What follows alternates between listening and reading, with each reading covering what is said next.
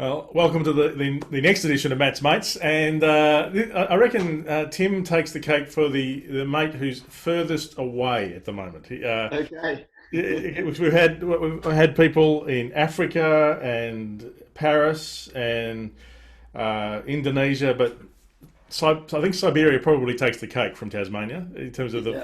furthest geographical distance. Mate, just help put us on the map. I mean, Siberia, I know it from the from literature and that kind of thing. I don't know if I'm unusual in this. I don't really have a working geography of Siberia. I know it's Okay. up the north of Russia somewhere. Is that right? Yeah. Yeah. So basically, Russia is divided into three chunks. The westernmost chunk they actually call Central Russia, so that's a little confusing. But that's the European side, where Moscow and St. Petersburg are, and a lot of the big cities. And then there's the easternmost side, which is called the Far East, over on the Pacific. And then the middle is called Siberia, and Okay. it's very flat, massive land, and it's where they sent people obviously to labor camps and stuff. Yeah. Yeah, is the Gulag Archipelago. There's a Yep. famous book, Solzhenitsyn, right? Yep. That's right. Yeah. Yeah. Yeah. And and it's obviously very cold as well because we're far away from oceans. We're almost as Siberia is, I think, as far away from any ocean as you can possibly be, and oceans regulate heat, so it means that winter can get very cold. So tell us it's cold. Uh, what is daily life like? Like what is the community you're living in? What city are you in, and what's it like? Yeah, we're in a city called Novosibirsk, which means New Siberia. Novosibirsk. That's how you sort of remember how to pronounce it. It's a big city. It's a city of 2 million people. So we're on the edge of it. And so we have IKEA down the road. There's a lot of stuff that's available here. So don't think, Siberia, that we're living in a gulag somewhere. Um, and yeah, what's it like? It's really hard to describe. Obviously, in the winter, you'll experience the cold. It gets to -40, but now summer's coming and it's 18 today, and it was 32 yesterday. So the Uh, summer's quite warm, so it's a good thing.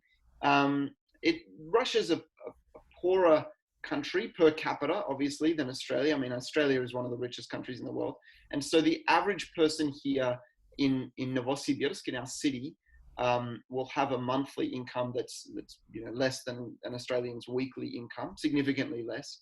So people make do with a lot less than what Australians have. That's one thing that's different. You see that in terms of how often people will go out to cafes or something. So for the average person, going to a cafe is something you do on a birthday. It's like, this is a really significant thing. Yeah, not like in Australia where you can go grab a coffee at a cafe sort of any day of the week kind of vibe. Do you know what I hmm. mean? Yeah, absolutely. Yeah. I don't know what else to say. Yeah. Is there a is the family unit strong there? Is there like the extended family? Are they different culture in terms of whereas in Australia I think the family unit is sort of breaking apart a little, and people are becoming more and more isolated. Is there a stronger sense of community there than there would be here? It's a really good question. There is a stronger sense of neighbor community, just in the sense that neighbors come around and help each other fix things. If your fence is broken, you tend to know which neighbors are good neighbors and which are bad neighbors. Maybe that's everywhere around the world, but your neighbors will come and help you out. There's that kind of more of that sense of Hmm. community. Um, but families tend to be more broken Hmm. because there's huge problems with alcohol, and so it's very common for the men to be just sort of off drunk somewhere, and the women to be raising the kids, and so the kids kind of growing up without a dad. Kids are out playing in the street a lot more than you have in Australia without their parents. Um, so yeah, so there's a sense of kind of community in the street, not in a really positive vibe of like everything's safe and everyone's happy and everyone's hanging out. It's not like Hmm. that kind of vibe. It's more a vibe of there are lots of kids playing in the street, and it's probably somewhat dangerous because there's a lot of alcoholism around the place. there are drug addicts who shoot up around the place, and so there are needles on the ground. So it sort of feels like there's community, but it's not that kind of the kind of safe community that you'd sort of feel really comfortable in, if that makes sense. Yeah, absolutely makes sense. Yeah. It gives a bit of an idea. I guess before we talk about the whole COVID-19 thing, how does a family from Australia end up in Novosibirsk or whatever? That's pretty good. Yeah. Yeah. So we felt God calling us here actually 16 years ago. So my wife and I were praying. We just met, started dating, and we're just finishing high school. I was finishing high school. So we were at this season where we're like, when you're finishing high school, you can take on the world. It's just like, what am I going to do in my life? Become president or, Yeah. or what? You know what I mean? And so we were praying and saying, God, what do you want us to do with our lives? And really felt God speak to us. I had a vision of a map. And this doesn't happen every day, but I had a picture in my mind of a map where there was a city in the middle of the map, and people were coming from all over the map to this city and getting a fire in their hearts. And I knew that there was like a discipleship center in this city. And then they were going out all over the map until there were spots of flame all over this map. So I felt like, okay, God, you're calling me to be involved in a discipleship center in a central city somewhere. And I knew that there aren't in Australia cities in the center of the map. They're all on the coast, the big cities. So that was hard for me to try to understand. It didn't fit. It was like people were coming from all over the map to the city. So it meant it was somewhere in the middle of a map. And then my wife, Jo, also was praying about in the same month, had also vision of a map, a picture of a map in her head of just an X of borders, and then found this X, went and looked on a globe and saw Russia, China, Mongolia, Kazakhstan. I think that was right from your perspective. Maybe the other way around, Mongolia, Kazakhstan. And then looked above this X and saw this city called Novosibirsk. And so she just felt like God, drew her to it. Like the city kind of jumped out at her, and that God spoke to her heart about this city. So it's an amazing thing. I mean, this hasn't happened to us again at any point where we've just kind of, God's just spoken to us, hey, you're going to this city somewhere else in the world. But it was really clear for us. And so that was a great thing. We were really excited. And so we started learning Russian, and I studied at Bible college, and became a pastor in a Baptist church in Yass. I don't know if anyone knows Yass, halfway between, Sydney and Albury. Often it's a good stop off for people. So pastored there for 3 years. And so we basically spent time in ministry, studying, and then in ministry in Australia before moving here 6 years ago. And what was the arrival like? I mean, I can't even imagine. Like, I find it hard to. I've done a little bit of travel. I find some of the languages almost overwhelming, and Russian seems like this whole other thing. Like it seems like quite a complex language from an English perspective. Yeah. So it's a highly inflected language. So the word endings change a lot. Like there are cases and all of that kind of stuff. So in that way, it might be similar to Latin or New Testament Greek, where you have to memorize a lot of stuff. And then when you're first learning to speak it, it feels like you're doing maths in your head all the time. Sort of how do I need to put this word? But like any language, if you work at it and practice, then gradually you get there. And so when we moved, it was a shock. That was also a shock.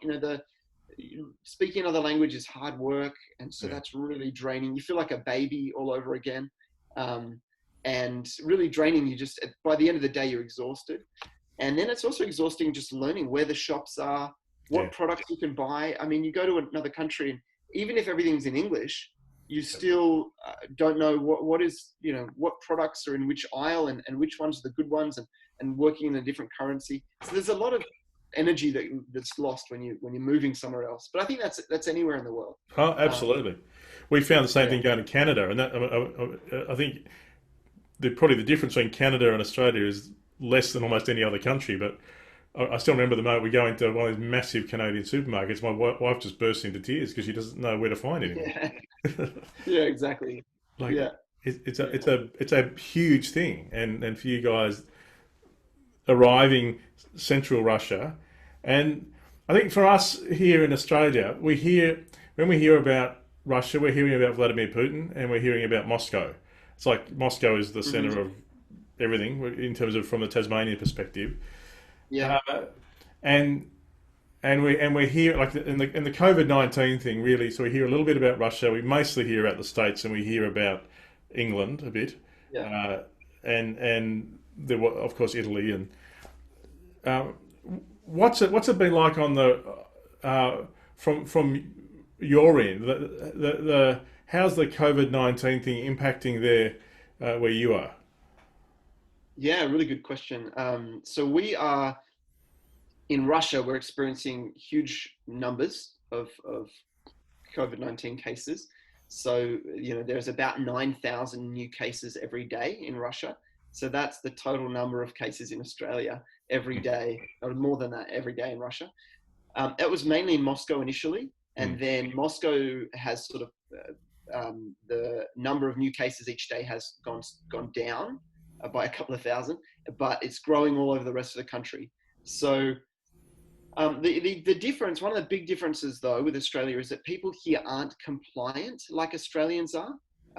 So our city was meant to be in lockdown, and you weren't even allowed to walk your dog more than 100 meters away from your house. Like, it was fully locked down, but there was traffic on the roads. So, one of my friends in London said it's great riding your bike around London right now because there's no traffic. Hmm. But wow, Novosibirsk, you almost, I don't think I've noticed less traffic when I've needed to go out in the car to the doctor or to the shops or something like that. So people just aren't nearly as compliant, and that's probably a good thing for the economy, because it means people are, they just kept working. And I think part of that is that they didn't have the finances to just not go to work anymore. I mean, there's a lot of people living hand to mouth. So that's one thing, but also just culturally, it's a different vibe. People don't, in Russia, there isn't as much sort of respect for the letter of the law. There are different cultural values. So it's been weird for us because we are here serving God, serving the church. And so for us as Australians, we really like following the rules. And so how do we do that? How do we sort of contextualize? Should we be like Russians and break most of the rules in order to share the gospel, in order to reach people, and or not? Should we be like Australians and follow all the rules? How do we do that? Navigate that? Is there much fear around the whole thing? Um, I don't know. Most people we've talked to are more inclined to conspiracy theories than worrying about it. Um, I think what you find in countries where um, over modern history, the news has often reported um, a certain slant. Like during communist times, the Russian news would have Hmm. reported a certain slant, and so people don't necessarily trust the news as much as they do in the West. Hmm. Even though people in the West don't necessarily trust it fully, but here they'll trust it less. And so there's more room for conspiracy theories. Someone sent me this on WhatsApp, and so I'm more likely to trust this information because it was sent by a friend of mine on WhatsApp than what's showing on the TV. Do you know what I mean? And so a lot of people, it feels more like, a lot of people say coronavirus doesn't exist, or it's all kind of, a made up thing or something. There's more of that than what you have in Australia, which is interesting. I don't know about fear. I haven't really met, I think the opposite. I think people are out on the street. They're not really that worried about it. People are wearing masks, but a lot of people aren't. So I don't know. How's the church responding? Yeah, so everything's online. Um, I mean, legally aren't allowed to gather at the moment, and even if we were, I don't know if we would be. Hmm. So our church is a bigger church. It's got about 800 people or 700 people on a Sunday, so they've got the resources to do quite good quality online stuff. Hmm. But even churches that are smaller have been doing a great job. Just we, for example, have an online service on Sunday, which is from the pastor's house. And his wife is a worship leader. She plays piano and sings, so it sort of works out really, really well. She just leads the worship, the songs, and he preaches. And then we also have on Thursday nights a kind of a small group, which is basically also from the pastor's house, kind of being live streamed. and then we meet up on WhatsApp in like super small groups, like of 4 people, to talk about the message on Sunday, and to talk about, pray for each other for about half an hour. So that's been working well. You obviously feel like you miss getting together and really singing together. I was reading this morning about in Psalm 133 about how good and pleasant it is when brothers dwell together in unity. And it's such a beautiful thing when you come together in unity. That was one of the Psalms of Ascent, which they sang when they went to the temple together. So I just think, man, I miss that good and that pleasing thing of coming together in unity and worshiping God. But I think the church is doing well for what circumstances are before us. Do you have a sense of what God's doing in this moment through all this in this whole moment in Russia at the moment? Yeah, it's a good question. I think that I don't know about Russia in particular. I think for the rest of the world, for the whole world, my sense is that people are more interested in spiritual things. Obviously, there are statistics that are saying that more people are watching online church than ever before. A lot of people who might never go to church, they see a link from one of their friends on Facebook and they go, hey, why don't I watch that now? Or, so that kind of thing's happening more. I think we're seeing that in the church in Russia as well. I don't know the stats very well.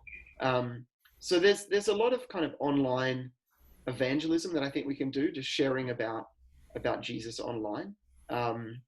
Yeah, I don't know about the church in Russia in particular, or what God's doing in Russia.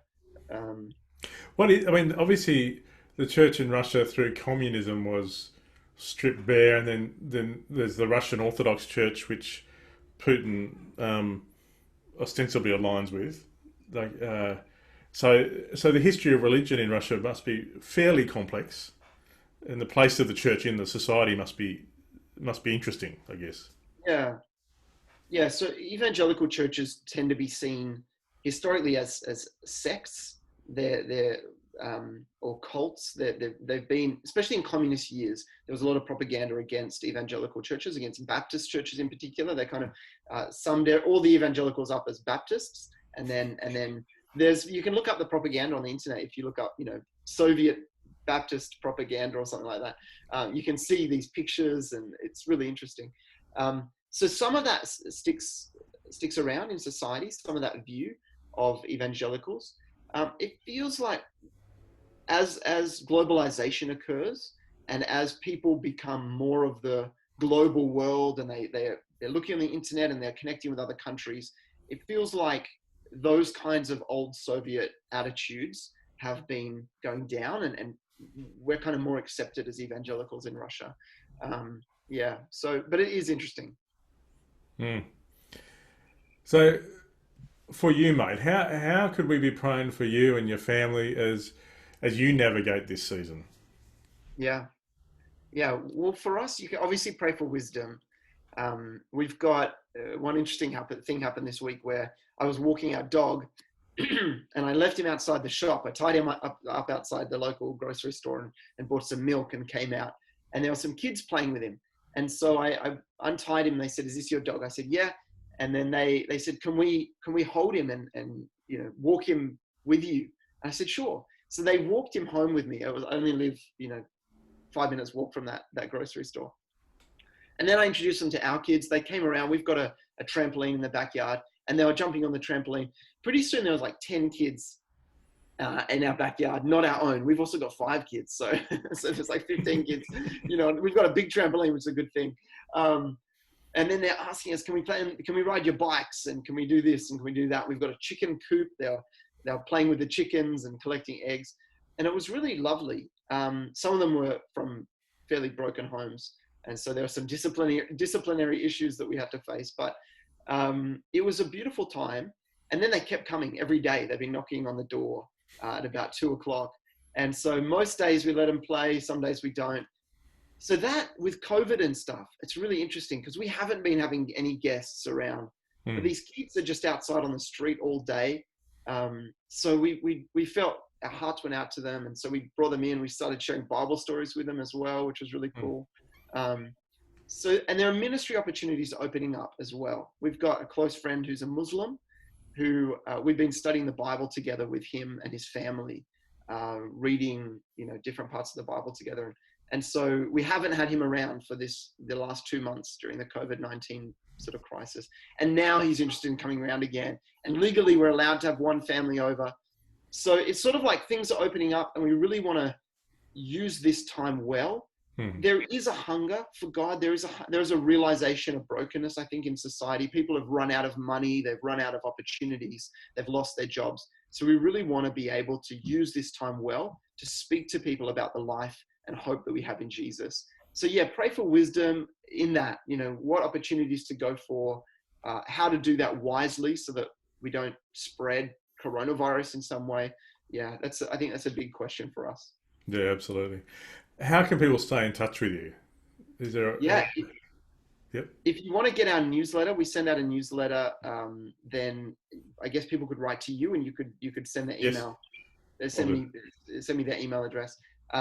Yeah, or find me on Facebook. Tim K is my name. I'd love to connect. And just be in touch. So Fantastic.